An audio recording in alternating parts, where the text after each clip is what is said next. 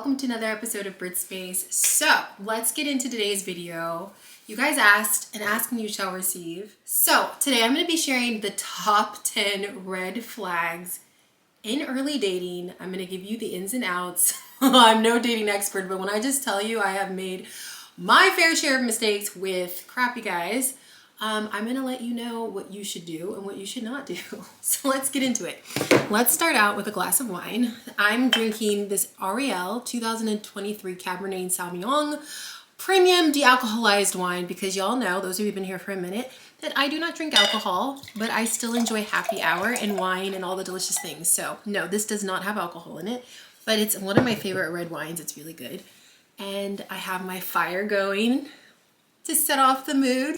Okay, so top 10 dating red flags to watch for. Number 1, he's always too busy. This is like a tried and true. And I feel like the old me really put up with a lot of this. I'm just so busy. I don't know when I'll have time to hang. You know, just this in and out. Like, no, because what I've realized, and I'm only laughing because the old version of me that was a little naive, I used to make excuses like, oh, well, he probably is busy or he doesn't have time. When a man wants to hang out with you, he's gonna make time. Trust me. If he is not out and about in these streets doing a million and one things, he has plenty of time. And even if he doesn't have time, if he's very interested, he will make time. So do not buy the, I'm too busy, I couldn't reply to your text because I was so busy, da-da-da. No, it's a load of crap, and it just means he's not very interested. And it doesn't mean there's anything wrong with you. It just means he's not that interested, and you should just move on to something else. And to someone else, because there is always someone else who will value your time. Next red flag, bad mouthing all his exes. If every ex in his opinion is crazy, maybe it's him. Maybe he's the common denominator. No, really. I've had a lot of crazy exes and I've definitely talked about them, but like when every single one is crazy and that's all he talks about is how crazy they are, I've come to find that it's usually him that's crazy and he's projecting all the things that is true about him onto all these other women. So flaky plans. Okay, this is a thing. Cancels last minute or forgets your plans. Respect your time, queen. Respect your time, and he should respect your time as well. Okay, so if he, you guys, first of all, he should be making plans. He should be making set plans. Call me high maintenance, whatever it is. I'm sorry, I don't need this. Well, let's maybe hang out Saturday. No, my life is busy. I have plenty of things to do. So if you want to hang out, you make a plan. If he's flaky about the plans and it's like, it comes Saturday, you haven't heard from him, he's like, oh, maybe we'll hang out, in the afternoon. It's a no. It's a no. It's a no. It's a no. He's being flaky. He's not being direct. Again, he's not that interested. Or maybe he is and he just can't get it together, but that's on him. That's not on you. Overly intense too soon. Now, this is something I have really experienced. And a lot of times it can be hard to see it as a red flag because, they're really intense. They're kind of love bombing you. They're really into you. And you're just like, oh, maybe they're just like really into me. But if anytime a guy is too intense, too fast, pull back a little bit. He's calling you his soulmate after date 3, like, whoa. Now, I understand that sometimes this can really feed into our ego and make us feel good because, there's always those stories in love, in movies and love songs and books where it's like they met and they fell in love after 3 dates. And yes, that can definitely happen. I know people who met someone in the first date and 10 years later, they're still together. But for the most part, if this guy is going super hard, you've only been on a few dates, he's like calling you the love of his life, he barely knows you, you should definitely question that because he doesn't know you. He doesn't know you that well. And even if he's very enamored with you, for him to so quickly be like obsessed, it's a red flag. And it's definitely something to be like, how many other people have you said this to on the 3rd date? I had a guy literally tell me like, you're the one, like after like 4 or 5 dates, and like let's just say things fizzled out, and I was just like, wow, what happened to I was the one? Like those kind of guys usually talk pretty quick, they know what to say, they know how to get in, and they're usually the ones that are out the soonest. Okay, number 5, if he dodges questions about it himself, that always raises red flags. You ask them like a serious question about themselves and they don't know how to answer it, or they change the subject, or they just literally can't answer any serious questions about themselves, their past, like they want to keep things kind of vague. You don't really know too much about them. You're like, what? Well, where were you 2 years ago? What were you doing? Da da da. And it's just like, Oh, let's just talk about, the weather. Let's talk about how gorgeous you are. It's like, no, no, no. Why don't you answer the question? Like, why can't you answer questions by yourself? Definitely a red flag. Ooh, this is a really good one. You're doing all of the work. If you notice that you're the one chasing him, you're the one planning dates, you're the one reaching out, if you didn't reach out, you don't think you would hear from him, that is for sure a red flag. You're texting, you're calling, you're planning everything. If he's not putting in the effort, it is not worth it. Ladies, you should be able to sit back in your feminine, your divine feminine energy, and no, it's not lazy. It's called, that's his job. It is not your job, especially early in dating, for you to be making all the plans, to be reaching out to him, to be making the reservations. You sit back in your feminine energy and let him come to you. And if he's not, and it's silence, on to the next. Thank you, next. And stick to that, because you really should not be the one doing all the chasing. You really shouldn't be doing the chasing at all. And no, it's not lazy. It's just called, he should be doing the work. And if he's really into you, again, this is something I had to learn the hard way. When a guy's really into you, he will do the work. And it won't feel like work. He will literally chase you. He will make the plans. He will do all the things. All you have to do is be booked and busy and be like, well, I might have one day this week free. I don't really know. And watch and see. And if he's not doing that, then on to the next. Ooh, this is a really good one. How he treats others. Is he rude to the waitstaff? Rolls his eyes at your crying kid? Watch for those character clues. Okay, so this is huge. How he treats others.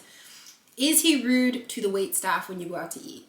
Does he say thank you? Is he, polite to other people? Does he roll his eyes when your kids are around, or he's like annoyed? Watch for those things, because the way a guy treats other people is very indicative of how he will treat you. And I'm not one of those women who's like, oh, once he's my man, he better not, open the door for other women. He better not. I mean, there's a difference between your man being too friendly with other women, but I actually do want a man who's nice to other people. I do want a man who opens the door, or if see someone struggling is like, oh, let me help you. Or, there's like a sad animal on the side of the road and he's like, oh, let's help it. Like, I think that's compassion. I think those are green flags. So definitely beware of a guy who is rude to the waitstaff, who has an attitude, has a chip on his shoulder. It's not impressive. It's not cool. And like, if that's his demeanor, that's who he is. And it's a stanky attitude, in my opinion. Hot and cold behavior. 1 minute he's all in, the next he's ghosting. Emotional roller coasters aren't fun.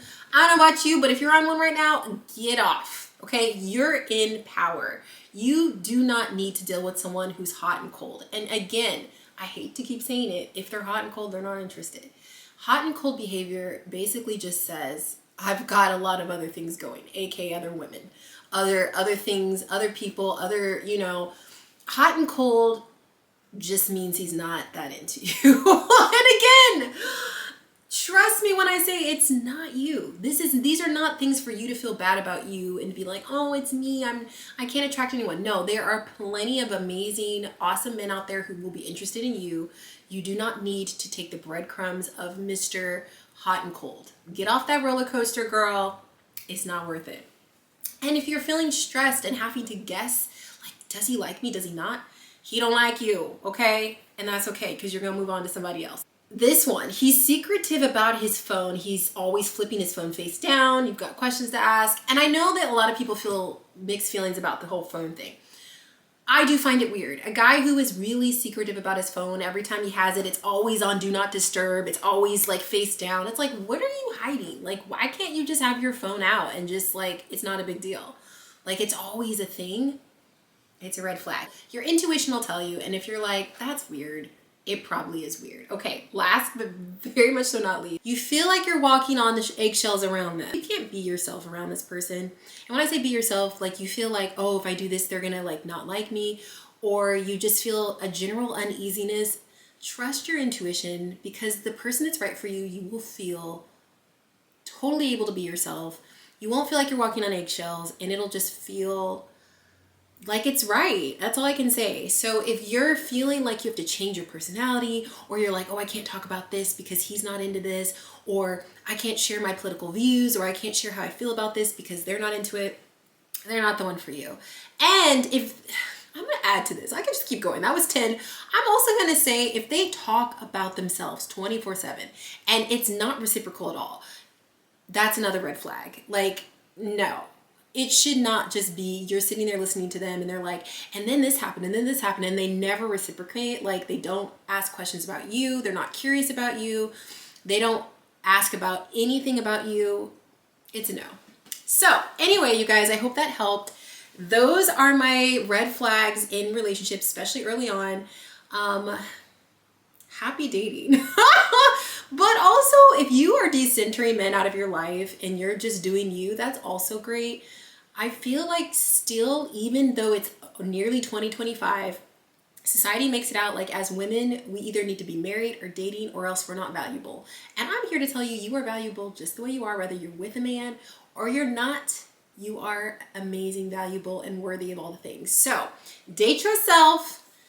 Enjoy your life with just you. And like I've said for so many years, a relationship is just the cherry, the whipped cream on top. We are all delicious, yummy, amazing cupcakes. And if you've been here for a while, you know I've used this analogy for years and years. But we are all deliciously, pardon the reference, but moist, delectable cupcakes all on our own. And a relationship is just that little topping that goes on at the end, but the cupcake is already amazing and good and actually doesn't need anything on top of it, but it's just that little addition. So right now, if you're in a moment where you're like, I don't really want to be single, this is lonely, this is sad, dive into you. Do you. And I know that just seems like counterintuitive, like maybe I should be out at the bars, maybe I should be out, maybe I should be on dating apps, I need to find someone. The more you chase a relationship in a man, the less likely you are to find it. The more you chase yourself and your own happiness and your own hobbies and your own interests, that will come to you. And I know it sounds cliche, but it's true. When you are in love with you and your own life and your friends and what you have going on, that is just the most beautiful aura. You're in your feminine energy. You are living your life for you. You're doing what makes you happy. And also let me remind you that no one should be the key to your happiness except you. And that is a lot sometimes because I know it's hard to love ourselves. It's hard to be our biggest encouragement. It's hard to be our biggest cheerleaders for ourselves. Sometimes we want to be flattered. We want someone to tell us that we're beautiful. And that's not bad, but hear me out. That should not replace the love you have for yourself. And the more you pour into you and the more you love you, the less crap you're going to put up with. Because when you're up here and you realize that you're up here, you will not lower those standards for anyone. And that's where you will end up finding the caliber of men that you should and deserve to have. That is my lecture. I am so done. Cheers and good luck. Thanks guys for watching. I'll talk to you on the next video. Bye.